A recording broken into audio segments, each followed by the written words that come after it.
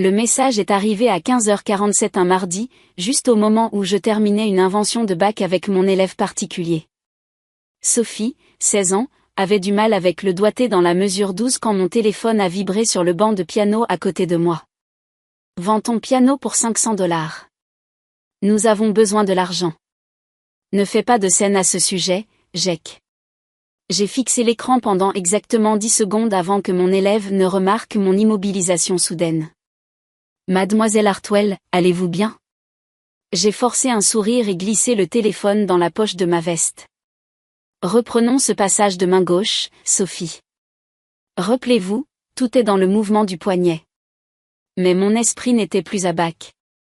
Il était sur le Steinway Model N de 1925 qui trônait dans le salon de mes parents depuis 3 ans. Le piano que je restaurais pièce par pièce. Le piano que mon grand-père m'avait laissé dans son testament. Le piano d'une valeur de 2,8 millions de dollars que mon frère venait de vendre pour $500.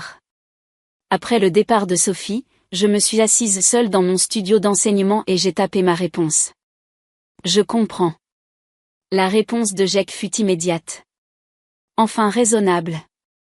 Maman et papa sont soulagés. J'ai failli rire. Raisonnable? Si seulement ils savaient à quoi ressemble la vraie raison. 27 minutes plus tard, mon téléphone a sonné. Numéro inconnu avec un indicatif de Manhattan. Allô, est-ce Elena Hartwell? La voix était cultivée, excitée. Je m'appelle Charles Morrison, de Morrison & Associates Fine Art. Je crois que je viens d'acheter un piano qui vous appartient. Mon cœur s'est mis à battre plus vite. Quel genre de piano? Un Steinway Model N de 1925. Numéro de série 241-1847. L'homme qui me l'a vendu a mentionné qu'il appartenait à sa sœur, mais quand je l'ai ramené dans mon atelier, il a marqué une pause et j'ai pu l'entendre bouger. Mademoiselle Hartwell, êtes-vous consciente de ce que vous avez ici? Dites-moi que ce n'est pas n'importe quel Steinway. C'est l'un des modèles expérimentaux de la période dorée de Steinway. La table d'harmonie est en épicéa de Sitka d'origine. L'action est complètement intacte dans le boîtier. Une autre pause. Mademoiselle Hartwell. Ce piano a appartenu à Vladimir Horowitz de 1926 à 1943. J'ai trouvé les papiers d'authentification glissés dans le banc. La pièce a légèrement tournoyé. Qu'avez-vous dit? Vladimir Horowitz, l'un des plus grands pianistes jamais vécus. Il a possédé ce piano pendant certaines de ses sessions d'enregistrement les plus célèbres. Il n'existe que 3 de ces Steinway expérimentaux, et c'est le seul en main privée. J'ai fermé les yeux. Mon grand-père n'avait jamais mentionné Horowitz. Il m'avait seulement dit que c'était un bon piano qui avait une histoire. Mais papy avait toujours été modeste à propos de ses possessions. Il avait grandi pendant la dépression, où parler de choses de valeur vous exposait à des dangers. Monsieur Morrison, qu'est-ce qu'un piano comme celui-là vaut? Conservativement, 2,8 millions de dollars aux enchères, peut-être plus. Mademoiselle Hartwell, votre frère m'a vendu un instrument de qualité muséale pour $500. Je me suis penchée en arrière dans ma chaise, fixant le plafond de mon modeste studio d'enseignement. L'ironie ne m'avait pas échappé. Me voici assise dans une petite pièce avec des meubles de seconde main et un tapis usé, tandis que ma famille pensait que j'étais trop pauvre pour posséder quoi que ce soit de valeur. Monsieur Morrison, puis-je vous demander quelque chose? Bien sûr. Êtes-vous une bonne personne? Il a gloussé, confus. J'aime à le croire. Pourquoi? Parce que je suis sur le point de vous dire quelque chose qui pourrait changer votre perception de votre achat. J'ai passé les 10 minutes suivantes à expliquer la situation. Le testament de mon grand-père. Les problèmes financiers de mon frère. L'hypothèse de mes parents selon laquelle j'étais juste une professeure de piano fauchée qui ne pouvait pas entretenir un instrument coûteux. Ce que je n'ai pas dit à Monsieur Morrison, c'est que je ne me débattais pas du tout. Elena Hartwell, la professeure de piano, n'était que ma persona publique. En réalité, j'étais Elena Hartwell, la compositrice, dont les œuvres symphoniques avaient été jouées par le New York Philharmonic, le Boston Symphony et le London Symphony Orchestra. Ma dernière œuvre commandée m'avait rapporté plus d'argent que mon frère n'en gagnait en 3 ans à son emploi de vendeur. Le modeste studio d'enseignement était un choix délibéré. J'avais appris tôt dans ma carrière que le succès dans la musique classique mettait les gens mal à l'aise. Quand j'ai dit à ma famille que le Vienna Philharmonic m'avait commandé une pièce, ma mère m'avait demandé si j'allais enfin trouver un vrai travail avec des avantages sociaux. Quand j'avais mentionné voyager à Londres pour une première, mon père m'avait suggéré de plutôt chercher à enseigner au collège communautaire local, pour que j'arrête de parler de mon vrai travail. Je les laissais penser que j'étais Elena, la professeure de piano qui s'en sortait à peine, plutôt qu'Elena, la compositrice qui possédait un appartement penthouse à Manhattan et une maison dans les Berkshires. C'était plus facile que de défendre constamment mes choix auprès de personnes qui ne pouvaient pas comprendre que le succès artistique ne ressemblait pas toujours à leur version de la stabilité traditionnelle. Monsieur Morrison, j'ai une proposition pour vous, dis-je finalement. Je vous écoute. Gardez le piano, mais je veux que vous fassiez quelque chose pour moi d'abord. Après avoir terminé notre conversation, je me suis assise dans le silence de mon studio, entourée des partitions de ma dernière symphonie, une pièce commandée par le Chicago Symphony Orchestra pour leur saison 2024. La commande elle-même valait plus que la maison de mes parents. Mais ils ne le savaient pas. Ils pensaient que je donnais des leçons de piano à des enfants pour 25 $ de l'heure. J'ai sorti mon téléphone et j'ai appelé mon assistante, Marina. Elena, comment s'est passé le cours avec Sophie? Marina, j'ai besoin que vous prépariez des documents pour moi. Des états financiers, des résumés de portfolio, et les papiers d'authentification du piano de papy. Tout va bien? Ma famille vient de vendre un piano de 2,8 millions de dollars pour 500 $. Il y eut une longue pause. Dois-je appeler les avocats? Pas encore. D'abord, je vais leur donner une chance de comprendre ce qu'ils ont fait. 2 heures plus tard, j'étais sur le porche des parents de mes parents à Westchester, tenant un portefeuille en cuir qui allait changer la compréhension de ma famille.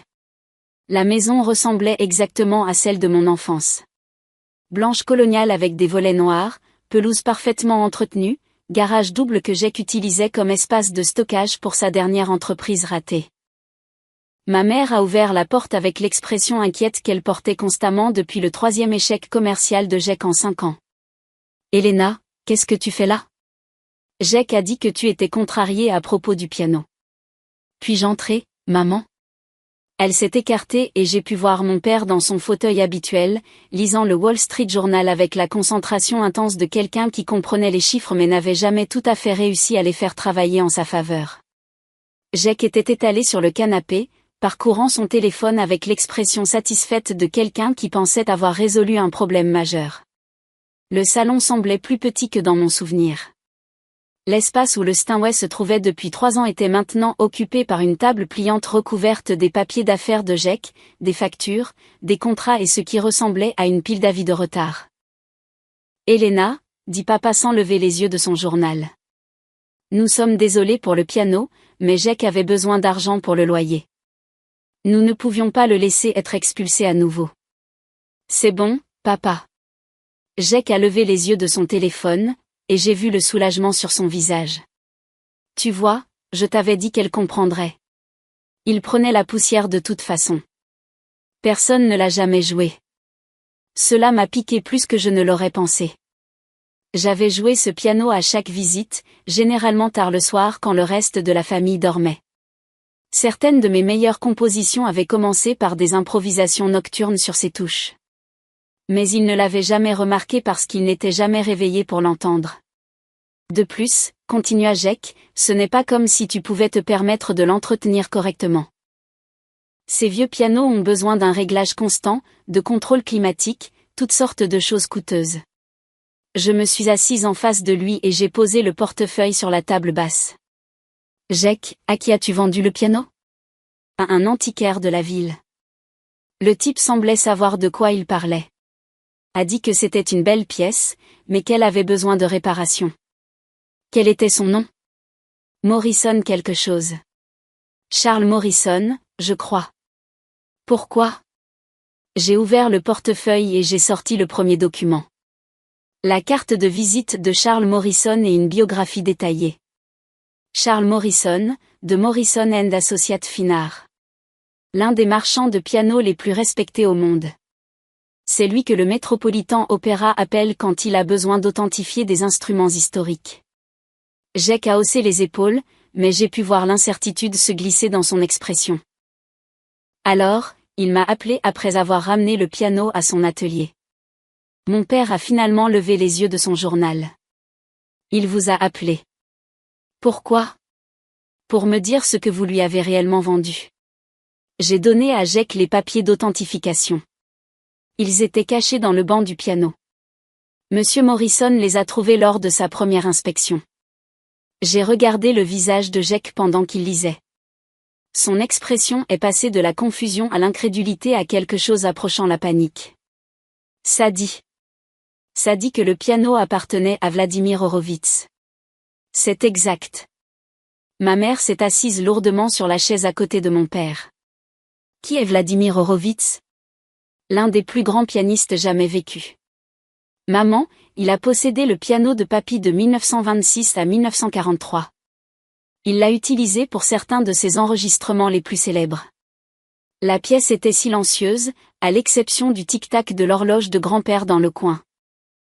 Un autre antique qui avait appartenu à mon grand-père, bien que heureusement Jake n'ait pas décidé de le vendre. Elena, dit doucement mon père. Que vaut un piano comme ça? J'ai sorti le rapport d'évaluation formel et je le lui ai donné. L'entête était de Steinway & Son eux-mêmes, et l'évaluation était signée par leur expert principal en restauration. Le nombre en bas lui a fait pousser un hoquet. 2,8 millions de dollars. C'est une estimation prudente, ai-je dit calmement. Aux enchères, avec la provenance Horowitz, cela pourrait être considérablement plus élevé. Jake fixait les papiers comme s'ils allaient spontanément prendre feu. Mais je n'ai eu que 500 $ parce que vous avez vendu un instrument de qualité muséale à quelqu'un qui supposait que vous saviez ce que vous vendiez. Ma mère était pâle, ses mains tremblant légèrement alors qu'elle tendait la main vers l'évaluation. Lena, nous n'avions aucune idée. Ton grand-père n'a rien dit. Grand-père ne savait pas non plus le lien Horowitz, mais il savait que c'était précieux. C'est pourquoi il me l'a spécifiquement laissé dans son testament. Jake s'est levé brusquement, se dirigeant vers la fenêtre qui donnait sur le jardin où nous avions joué enfant. Il faut le récupérer. Il faut dire à ce monsieur Morrison qu'il y a eu une erreur. En fait, nous ne l'avons pas, ai-je dit. Tout le monde s'est tourné pour me regarder. Monsieur Morrison a fait un achat légal. Vous avez proposé le piano pour 500 $. Il a accepté. Le fait que vous ne connaissiez pas sa valeur n'invalide pas la vente. Jake s'est retourné, le visage cramoisi. Alors, nous perdons près de 3 millions de dollars parce que je ne savais pas. Vous perdez près de 3 millions de dollars parce que vous avez vendu quelque chose qui ne vous appartenait pas. Les mots sont restés suspendus dans l'air comme de la fumée. Le visage de mon père est passé de la confusion à la colère, puis à quelque chose approchant la honte. Qu'entends-tu par « ne lui appartenait pas » ? J'ai sorti la copie du testament de mon grand-père, surlignée en jaune, où il mentionnait spécifiquement le piano. Papy a laissé le piano à moi. Jake n'avait aucun droit légal de le vendre. Mais il était dans notre maison, a protesté ma mère. Il est là depuis 3 ans. Parce que je vous ai demandé de le garder ici pendant que j'établissais ma carrière et que je voyageais pour le travail. Je payais son entretien, son assurance, même le système de contrôle climatique que papa a installé dans le salon. Cela a attiré l'attention de mon père. Tu payais pour le contrôle climatique? Les factures mensuelles allaient à mon comptable. J'ai couvert les coûts d'entretien du piano depuis le jour de son arrivée. Jake s'est réinstallé lourdement, se passant les mains dans les cheveux. Elena, je suis désolée. Nous pensions qu'il prenait juste de la place. Je pensais que tu ne le voulais pas.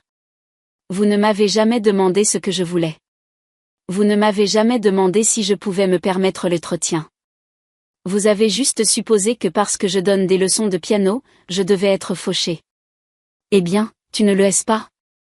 La question venait de mon père, et elle n'était pas méchante. Il semblait sincèrement confus. J'ai failli rire. Non, papa. Je ne suis pas fauchée, mais vous vivez dans ce petit appartement, vous conduisez cette vieille voiture et vous parlez toujours de budgétiser les choses. Parce que je suis prudent avec l'argent. Parce que j'ai appris en vous regardant lutter quand votre entreprise a fait faillite en 2018. Parce que je ne crois pas en dépensant de l'argent juste pour impressionner les gens. Ma mère s'est penchée en avant. Elena, si tu ne te bats pas, pourquoi n'as-tu pas aidé Jack avec son loyer? Parce que Jack n'a jamais demandé d'aide. Il a juste pris quelque chose qui m'appartenait et l'a vendu. Nous pouvons régler ça, a dit fermement mon père, le résolveur de problèmes en lui émergeant. Nous allons appeler ce Morrison, expliquer la situation. Sûrement qu'il comprendra. J'ai souri. Je l'ai déjà appelé, papa. Et j'ai fouillé dans mon sac et j'ai sorti un chèque de banque, le plaçant sur la table basse où tout le monde pouvait le voir. 2 800 000 $. Payable à l'ordre d'Elena Hartwell. Ma mère a murmuré, il vous a payé. Il m'a payé. Jack regardait le chèque comme s'il s'agissait d'un mirage. Mais pourquoi? Il l'a déjà acheté pour 500 $. Parce que c'est un marchand honnête qui ne profite pas des erreurs des autres. Et parce que je lui ai fait une autre offre. Quel genre d'offre? A demandé mon père. J'ai sorti le dernier document du portefeuille, un contrat entre Morrison & Associates et la Elena Hartwell Foundation. Je lui ai vendu le piano pour sa pleine valeur d'expertise, avec des conditions. Il doit l'exposer dans son showroom avec une plaque expliquant son histoire. Les étudiants en musique peuvent réserver du temps pour le jouer. Il reste disponible pour que le public puisse en faire l'expérience. Pourquoi ferais-tu ça? A demandé Jack. Parce que papy aurait voulu qu'il soit entendu, pas enfermé dans la collection privée de quelqu'un. Et parce que, j'ai marqué une pause, regardant chacun de leurs visages, je n'ai pas vraiment besoin de l'argent. Le silence qui suivit fut profond. Qu'est-ce que tu veux dire? A demandé prudemment ma mère. J'ai saisi mon téléphone et ouvert mon application bancaire, tournant l'écran pour qu'ils puissent tous voir le solde. Le chiffre a fait étouffer Jack. 4,2 millions de $. C'est juste mon compte courant, ai-je dit calmement. Mon portefeuille d'investissement est considérablement plus important. Mon père a complètement posé son journal, me regardant comme si j'étais une étrangère. Elena, comment est-ce possible? Je suis compositrice, papa. J'écris de la musique symphonique. Le New York Philharmonic a joué ma 3e symphonie la saison dernière. Le Chicago Symphony m'a commandé ma 4e. J'ai des contrats avec des orchestres à Boston, Londres, Vienne et Berlin. Jack a retrouvé sa voix, mais tu es professeur de piano. J'enseigne le piano parce que j'aime enseigner. Mais ce n'est pas comme ça que je gagne ma vie. Combien? Ma mère a commencé, puis s'est arrêtée. Combien je gagne? L'année dernière, mes commandes ont totalisé 1,8 million de $. Ce qui n'inclut pas les droits d'enregistrement ou les cachets de représentation. La pièce était de nouveau silencieuse. Mon père fixait le chèque sur la table basse. Ma mère me fixait, et Jack fixait son téléphone comme s'il avait des réponses. Pourquoi ne nous l'as-tu pas dit? A finalement demandé mon père. J'ai regardé autour de moi dans le salon où j'avais grandi, les photos de famille sur la cheminée, l'espace où le piano de mon grand-père était resté pendant 3 ans pendant que je payais des milliers de dollars pour le maintenir en parfait état. Parce qu'à chaque fois que j'essayais de parler de mon travail, vous demandiez quand j'allais trouver un vrai travail. Parce que quand je mentionnais voyager pour des représentations, vous suggériez que je cherche quelque chose de plus stable. Parce que vous semblez penser qu'être artiste signifiait être fauché. Les yeux de ma mère se sont remplis de larmes. Nous essayons d'aider. Je sais, mais je n'avais pas besoin d'aide. J'avais besoin que vous me fassiez confiance pour savoir ce que je faisais de ma vie. Alors, quand tu disais que tu budgétais, a commencé mon père. Je budgétais pour une nouvelle maison dans les Berkshires. Quand j'ai dit que je ne pouvais pas partir en vacances avec vous l'été dernier, c'est parce que j'enregistrais un album avec le London Symphony Orchestra. Jack traitait toujours. Alors, que se passe-t-il maintenant? Maintenant, vous apprenez que les actions ont des conséquences. Vous avez volé et vendu un instrument de plusieurs millions de $. C'est un vol qualifié. C'est un crime. Elena, a commencé mon père, mais j'ai levé la main. Cependant, puisque j'ai reçu une compensation intégrale et que M. Morrison est satisfait de son achat, je n'engage pas de poursuite, mais c'est la dernière fois que l'un d'entre vous prend des décisions concernant mes biens sans me demander. Nous comprenons, a dit rapidement ma mère. Vraiment? Parce que ce n'est pas seulement une question de piano. C'est une question de respect, de me voir comme un adulte capable de gérer mes propres affaires. Je me suis levée et j'ai ramassé les documents, laissant le chèque sur la table. Je vais vous laisser ça pour ce soir. Pourquoi? A demandé Jake. Parce que je veux que vous réfléchissiez à ce qui s'est presque passé. Vous avez failli voler 3 millions de dollars à votre sœur parce que vous supposiez qu'elle n'avait rien qui vaille la peine d'être volé. Elena, nous sommes désolés, a dit mon père. Nous n'avions aucune idée que tu te portais si bien. C'est exactement ça, papa. Vous n'avez jamais demandé. Vous avez juste supposé que parce que ma vie est différente de la vôtre, elle devait être mauvaise. Je me dirigeais vers la porte, puis je m'arrêtai. Ah, et Jake, Monsieur Morrison a vos coordonnées. Si jamais vous essayez de vendre quelque chose qui m'appartient à nouveau, il appellera la police immédiatement. Et tous les autres négociants réputés du pays. Elena, attends, a appelé ma mère. Et nous? Allons-nous bien?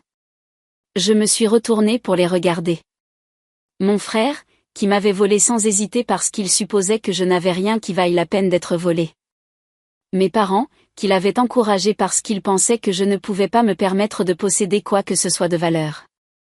Mais je voyais aussi la honte sur leur visage, la confusion et le regret sincère. C'étaient des gens qui m'avaient élevé, soutenu mon éducation musicale précoce, conduit à mes leçons et à mes récitals, même quand l'argent était rare. Nous sommes une famille, ai-je dit finalement. Mais les choses vont être différentes à partir de maintenant. Différentes comment? Différentes en ce que vous allez commencer à me traiter comme l'adulte accompli que je suis depuis 5 ans. Différentes en ce que vous allez demander avant de faire des suppositions sur ma vie.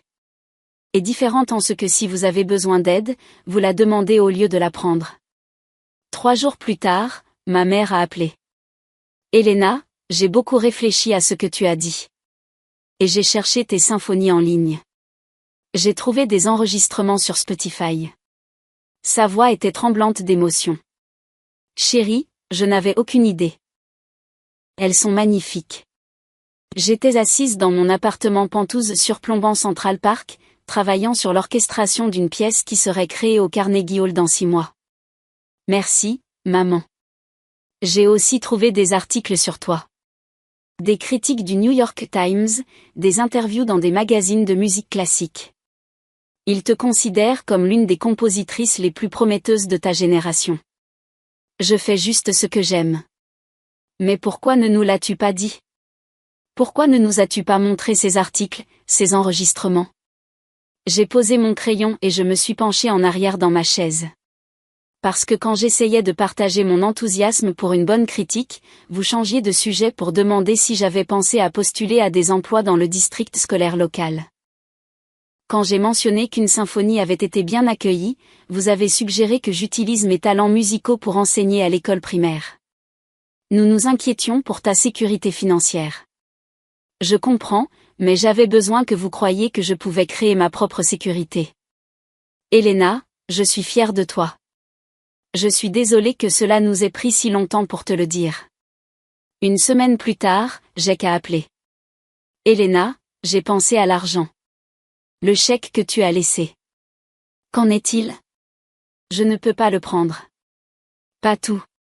Je sais que j'ai tout gâché, mais prendre 3 millions de dollars à ma sœur, ce n'est pas la personne que je veux être. J'ai été surprise. Que proposes-tu? Garde la plupart, mais laisse-moi prendre assez pour me remettre sur pied correctement. Pas seulement pour payer le loyer, mais peut-être retourner à l'école, apprendre quelque chose qui m'intéresse vraiment au lieu de passer d'une arnaque à une autre. Qu'est-ce qui t'intéresse? La musique. En fait, j'ai écouté tes symphonies et je n'avais aucune idée de la complexité de la composition. J'aimerais mieux comprendre. Peut-être apprendre l'ingénierie du son, travailler avec des studios d'enregistrement. 2 mois plus tard, Jake a commencé ses études au Berklee College of Music. Mon père, quant à lui, était devenu mon attaché de presse officieux, racontant à tous ceux qu'il rencontrait sa fille, la compositrice. Ma mère avait commencé à assister à des concerts symphoniques locaux, m'envoyant des photos de salles de concert dans toute la Nouvelle-Angleterre. 6 mois plus tard, lorsque le New York Philharmonic a créé ma 4e symphonie, toute ma famille était dans le public. Jake, qui avait découvert un talent pour l'ingénierie du son, a aidé à enregistrer la représentation. Mes parents étaient assis au premier rang, les larmes coulant sur leurs visages en entendant la musique créée par leur fille interprétée par l'un des plus grands orchestres du monde. Après le concert, alors que nous nous tenions dans le hall entouré de musiciens, de critiques et d'autres compositeurs, mon père m'a prise à part. « Elena, je dois m'excuser. »« Papa, nous avons déjà fait le tour. »« Non, laisse-moi finir. » Je dois m'excuser non seulement pour ce qui s'est passé avec le piano, mais pour toutes ces années où je ne t'ai pas vraiment vue, je ne t'ai pas vraiment comprise.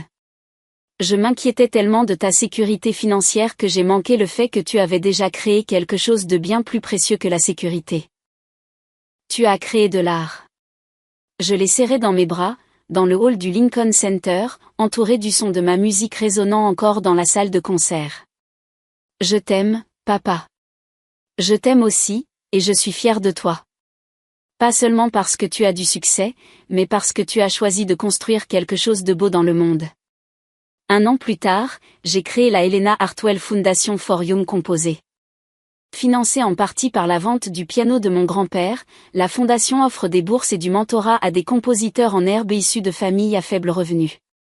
Des enfants qui aiment la musique mais dont les parents s'inquiètent des réalités financières d'une carrière artistique. Tous les quelques mois, je visite le showroom de M. Morrison pour jouer le piano de papy, désormais exposé avec une plaque indiquant « Le Steinway Horowitz en prêt permanent de la Helena Hartwell Foundation », à la mémoire de tous les rêveurs qui ont compris que certaines choses ont plus de valeur que l'argent.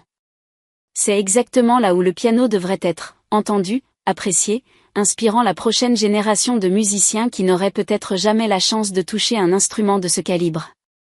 Tout comme j'avais finalement trouvé ma place, être vue et valorisée pour exactement qui j'avais toujours été.